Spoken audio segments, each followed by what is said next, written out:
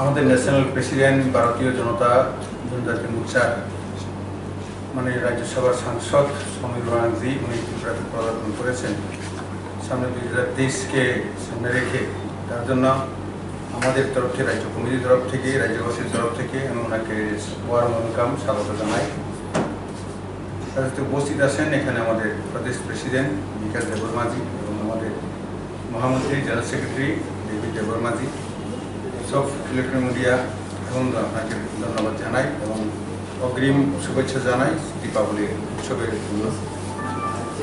তো আমাদের যে আগামী 19 তারিখ 11টার সময় সোশ্যালিস্টরা সাবজুনের যে এসি আন্ডারে আছে, ওইখানে আমাদের জনজাতি মোর্চার প্রদেশের পক্ষ থেকে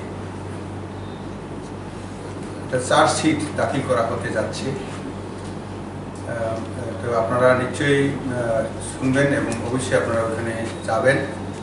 বিভিন্ন জায়গায় আপনাদের মাধ্যমে জনতার কাছে আমরা নিয়ে যেতে চাই এবং ঘরমাত্রায় ওই দিন বিভিন্ন জোনালে আমাদের জনজাতি ভাই বোনরা থাকবে।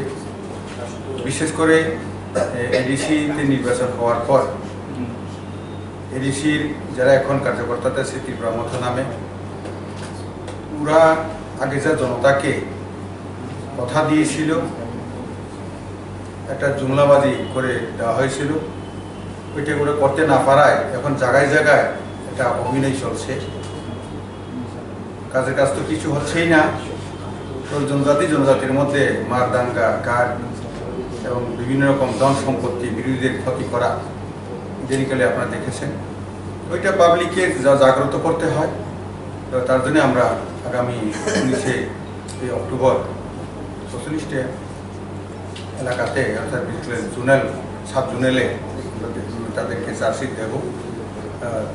আর বিশেষ করে ওইখানে ইস্যুগুলি 3-4টা ইস্যু থাকবে ইম্পর্টেন্ট, যেগুলি বিশেষ করে ওরা ইদানিকালে চাকরি টাকরি গিয়েছিলেন, কিন্তু দেখা গেছে একটা সম্প্রদায়কে ভর্তির ক্ষেত্রেও একটা সম্প্রদায়কে ওরা প্রাধান্য দিচ্ছে, পত্রপত্রিকাতে বেরিয়েছে, অনেক জায়গায় প্রতিবাদ হয়েছে।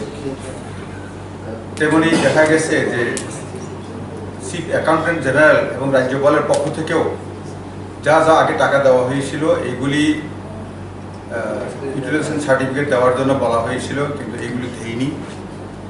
কিন্তু জায়গায় জায়গায় কেঁদে কেঁদে ঘুরে বেড়াচ্ছে যে রাজ্য সরকার টাকা দিচ্ছে না।